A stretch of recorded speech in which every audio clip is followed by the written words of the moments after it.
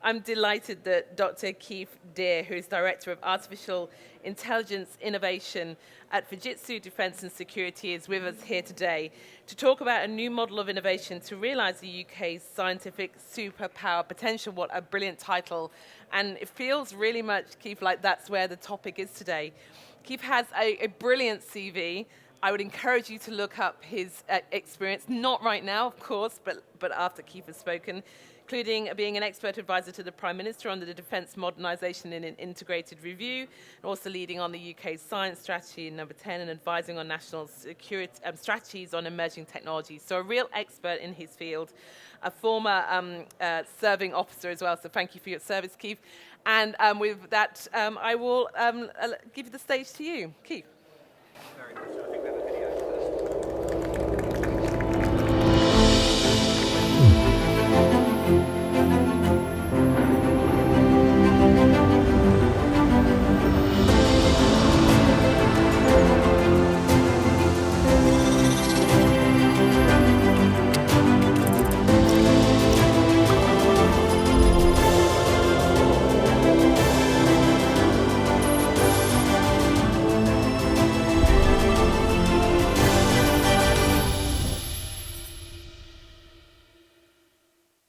So, good morning, everyone. Thanks, Sue, for the generous introduction. I appreciate it. And thank you all for taking the time to come visit us here at the Quantum Computing Summit. Welcome also from Fujitsu. I'm going to talk this morning about quantum computing in the context of the UK and the Prime Minister's Science Superpower agenda. In doing so, I'm going to describe quantum computing in the context of the current cognitive revolution that we're ongoing. I'll argue that there have been three principal revolutions in our tool use throughout history. The first physical, the second informational, and today cognitive. And in that context, I will seek to show why quantum offers such promise and potential in that domain. From that, I'll discuss how quantum readiness therefore fits in to that science superpower vision. I'll show just how transformative it could be, some of the challenges the UK will face in being quantum ready. I'll look to Japan for some lessons for how we might overcome those challenges, and then I'll aim to wrap all this up in about 20 minutes where we may or may not have time for questions. So to start, as you look at it, the left-hand side is the From Apes to AI timeline that I drew out during my experimental psychology PhD.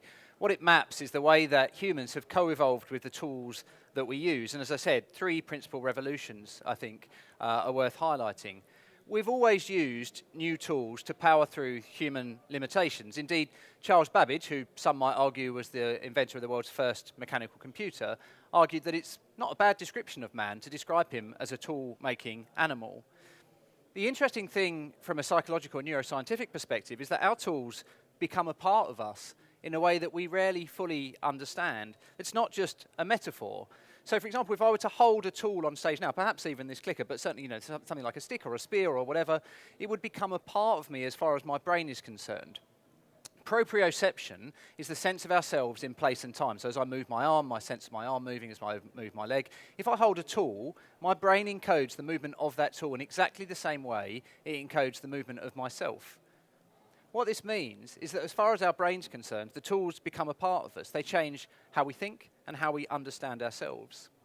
The first wave of human tool making began with the Stone Age some 2.5 million years ago. And as I said, they gave us physical leverage. So this is things like spears and traps. But those physical tools continued to evolve down the centuries. And where first they allowed us to move to gather more food with our hands and to live more comfortable lives. Gradually that extends to the Industrial Revolution and a whole raft of more modern physical tools.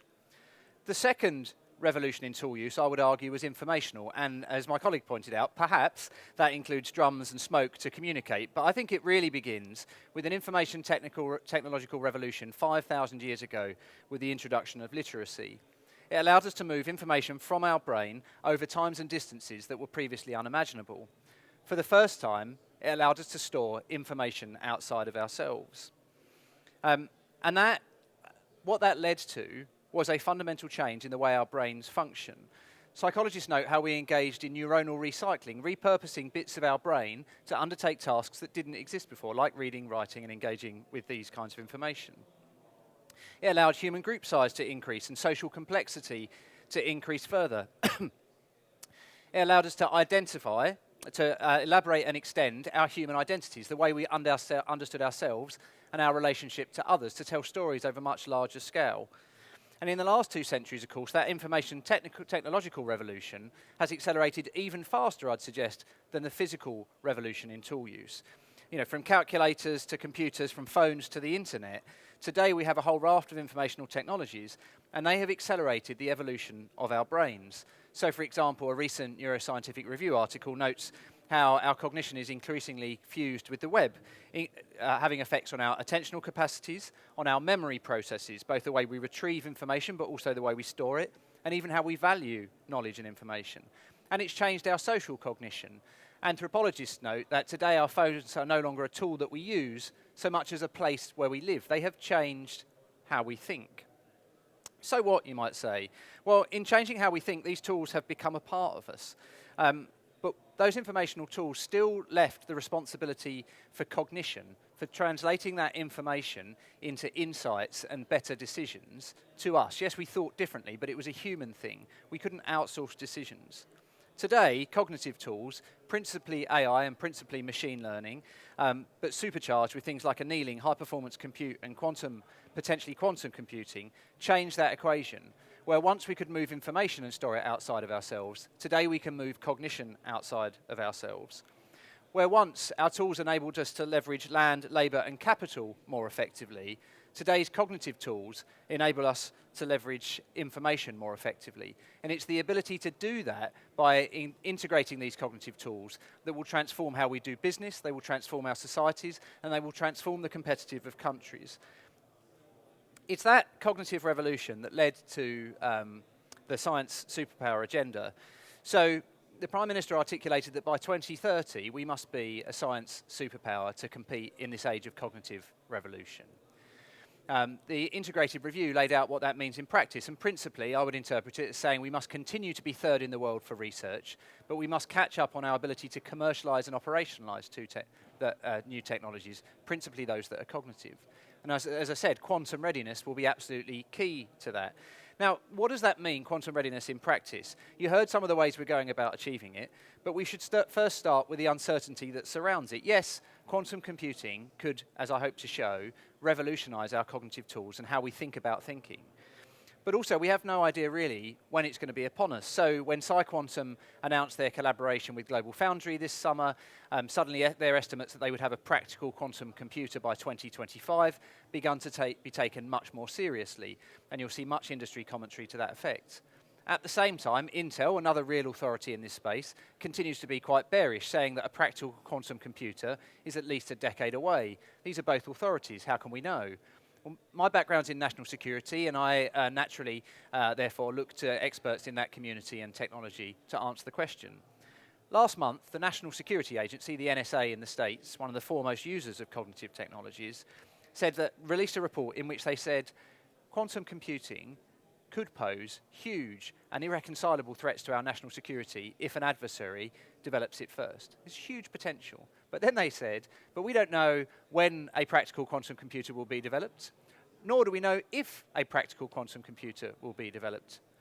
So I don't think we can wait, given the potential of quantum computing, for that question to be answered. I think we need to be quantum ready in advance. And I think what that means in practice is we need to build an ecosystem of cognitive technologies now, such that that can rapidly adopt and diffuse quantum computing's possibilities if and when that breakthrough comes. The other interesting thing about that NSA announcement is, I think the day after, but certainly the week after, they then announced a $2 billion 10-year contract with Hewlett-Packard to provide high-performance compute as a service. And that's super interesting, and I think it points to how you begin to develop a quantum-ready economy to enable a science superpower. I don't think it's a coincidence. Ultimately, it's the compute that matters in these cognitive technologies. The machine learning researcher Rich Sutton describes how deep search and computation have consistently enabled the major breakthroughs that we all recognize in cognitive technologies, or what I describe as cognitive technologies. The graph shows that in many ways, but we could go back before the graph. When Garry Kasparov lost to IBM's Deep Blue at chess in 1997, he lost to brute force calculations, to deep search. Prior to that, humans had said, no, we need to encode the expertise of all the world's best players, pool all that expertise, and now we'll have something that can out-defeat human cognition. But no, it was raw computational power and deep search that enabled it. And Rich Sutton points out the way we reacted. We said, oh, well, this isn't really intelligence. It's not really cognition.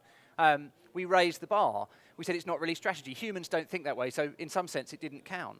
And we keep making this mistake, Rich Sutton argues. When we finally cracked the Chinese game Go with all its myriad possibilities, we did it through massive computation. Yes, DeepMind's algorithms were crucial, but just as important, and I would argue more important, was the computational power brought to bear to defeat human players in that game.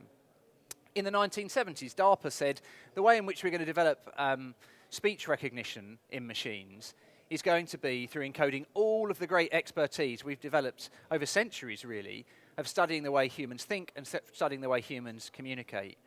Except that wasn't true. Despite massive funding through the 1970s, GPT-3 has succeeded in cracking speech recognition and in some ways outperforming humans in composing new and novel compositions purely by applying massive brute force computation through machine learning. It's true also in vision research, where we said, oh, well, maybe we need to understand how humans see things and then encode that symbolically, and that will be the way through. But no, once again, brute force compute was what achieved it. The Center for Security and Emerging Technology at Georgetown in the United States argues that the AI triad rests on three things: algorithms, data, and computation. But that computation might be the most important, a conclusion that Rich Sutton also reaches. And I would argue the same. I think what that graph shows is the way that nearly all of our major breakthroughs in AI and in machine learning over recent years have been driven by increases in computational power. Between 2012 and 2018, computational power increased by a factor of 300,000. That's in just 6 years. Now, to put that in context, if you took a mobile phone and looked at the battery life usage that you got in 2012, and then you accelerated that by a factor of 300,000, in 2018, that battery would then have lasted for 800 years. That's the scale of the improvement in computational power that we've seen in a very short space of time. What you see on the slide is a slightly unfair diagram in some ways of the evolution of supercomputing power. So each of those orange dots along the bottom here represents a new supercomputer launched. Now, because I've plotted it on a petaflops scale, it makes it seem as if there was no progress between 1970 and 2010, and that's not true. There was massive progress, just not measured in petaflops. What is true, though, is that since then, we have seen an exponential increase in computational power. These two orange dots are really interesting. Anyone know what they are? They're both Fugaku, Fujitsu and the Riken Institute's supercomputer. The first at its launch, the second a year later, and it continues to increase in computational power. Last week in the Excel Center, we had the privilege of listening to the director of the Riken Institute, Japan's federally funded research institute, talk about the development of Fugaku and the applications of supercomputing. One of the things that Dr. Satoshi said was that supercomputing would drive the development of the next generation of machine learning tools, and I think that's right. He also said, though, that the key advantage in doing so wasn't just Moore's law. It wasn't like condensing the ability of individual chips to work, but it was massive parallelization, all of those chips working together and dedicated machine learning chips all working at the same time. And what that enables was machine learning to learn on a data set concurrently rather than sequentially.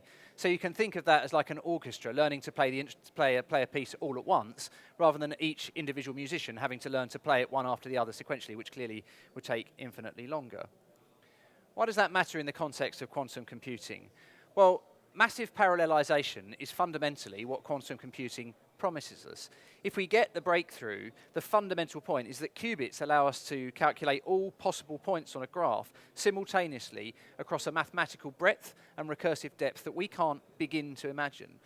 Dr. Dave Snelling, our resident quantum expert at Fujitsu UK and Ireland, and I were discussing this last week and how I might plot the possibilities of quantum computing on this graph, and he laughed at me and he said, "You can't, Keith." He said it would obliterate this graph. You need a super log linear scale on the left-hand side. It's unimaginable, the changes. So just as you can't include Fugaku on this, such is the increase in computational power, so too quantum computing threatens to blow this all away.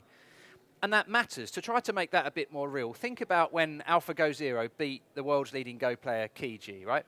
There's a point at somewhere around move 5 that I talk about often that I think is really instructive for what these cognitive tools are going to do for us.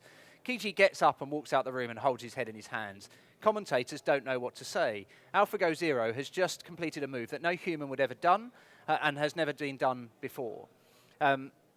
Michael Redmond, who was the US Go champion, said afterwards that seeing this move and seeing many moves that Alphago Zero has undertaken since was like watching an alien, a god, or a human from the future play the game. It was just unimaginable.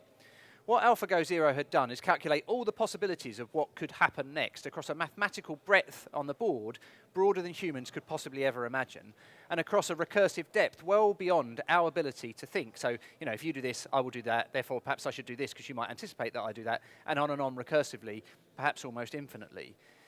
What that meant was that Alphago Zero had now got beyond narrative, beyond our ability to tell a story to explain it. And stories is how we understand things. When you begin to think about the computational power that Fugaku and quantum computing will bring to parallelization, you can see the mathematical breadth and depth that we will reach is going to blow away our ability to understand it. It's going to be a cognitive tool that changes how we think and how we think about thinking. It's going to change how we make decisions. And it's for that reason that we have launched with Ricken our own efforts to get after quantum computing, to build our own practical quantum computer. Okay. And it's for that reason that we need a new model of innovation for the UK. Now, you've already heard many of the boasts the UK can rightly make about how quantum ready we already are and about the possibilities the UK tech sector has. And just to prove that I am not here to talk down the UK tech sector, let me start with some other huge strengths of which we can rightly boast. In 2020, we saw $15 billion of venture capital raised by the tech sector, a record we expect to beat this year. In 2020, we saw a 17% increase in deep tech investment in the UK, the highest increase globally. DIT estimate that the UK startup and scale-up ecosystem is worth $585 billion US dollars, which they suggest is more than double the next most valuable ecosystem globally. These are remarkable stats, but we need to be equally clear-eyed about our weaknesses. And what I show on this graph, in fact from a government paper, is how the UK performs in commercialising new goods and services, so taking new inventions and bringing them to market in comparison firstly to European countries, and secondly our performance relatively and absolutely over time, and you can see that it declines from 2012 to 2018. To be a science superpower, we're going to need to stay third in the world for research, but we're going to need to massively improve on these metrics and how we commercialise. And it's for that reason, I think, that the NQTP have launched the National Quantum Computing Centre and argue in their 2020 strategy that we need a new model of innovation, something Bayes also argues is in its innovation strategy. Where might we... that's because fundamentally adopting these technologies is not a technology problem. Rob Murray, who heads up innovation for NATO, argues that the companies and countries that win in this technological race for new technologies will not be those with the best technology, but those with the most agile bureaucracies. And I think we can look to Japan for some lessons in how we might develop that most agile bureaucracy. Japan in May this year launched something they called Q-STAR, something like the Quantum Strategic Alliance for Revolution. It brings together 50 Japanese companies on a single site to co-create new solutions. Users, problems and data come to a single site where those 50 companies work with the Japanese government to develop new applications, rapidly pulling inventions into new uses. It aims to adopt the same challenge the UK faces in commercialising new technologies. And it's not just technology companies like us at Fujitsu, NTT, Fujitsu Toyota that are there, but also users like JSER, who are pioneers in advanced materials, Tokyo Marine Holdings in insurance, and the Mizuho Financial Group in financial services. They are permanently there, not ad hoc workshops, permanently co-creating with technologists and spinning out new solutions. 11 of those companies, including Fujitsu, are writing Japan's national strategy for commercialising quantum in consultation with government. This isn't the abrogation of government responsibility, but rather government as the enabler. They direct and they shape, and they help to develop the regulation and the infrastructure that will enable the rapid commercialisation of new quantum technologies. We in Fujitsu are adopting this co-creation process too, with bringing users' problems and data together to solve a whole raft of problems. So, for example, Fugaku brings users' problems and data to develop new solutions for infectious diseases. We used Fugaku for detailed models of COVID prevention measures to solve problems like natural disasters and climate change, bringing all those cognitive technologies to bear.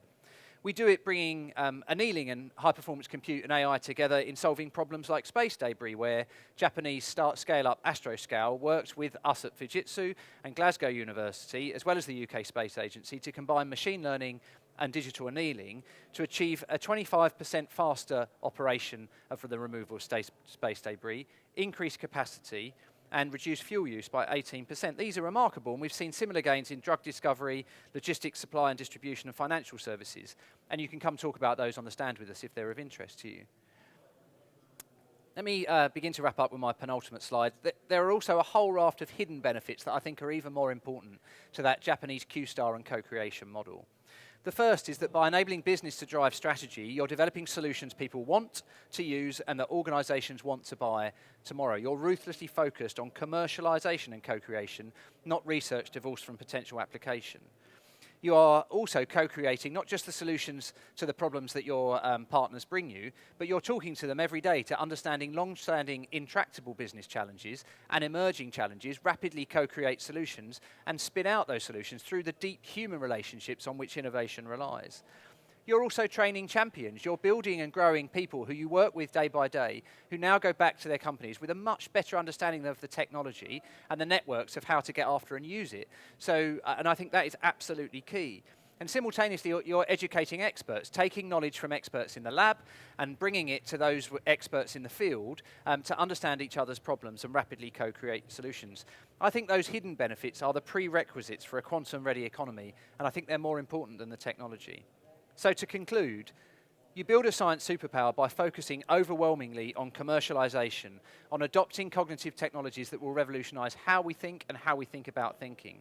You do it by building a quantum-ready economy through an ecosystem of technologies, including annealing, high-performance compute, AI, in order to get quantum readiness. It starts with digital transformation, strategy, and then organizational design. Q-Star in Japan offers a model that we might follow in building a science superpower. And in Fujitsu, we're aiming to be that most agile bureaucracy, not just the company with the best technologies. I'd invite you to come talk to all of us and our experts on the stand to talk about how we can co-create those cognitive solutions together to your problems and help the UK achieve its science superpower ambition.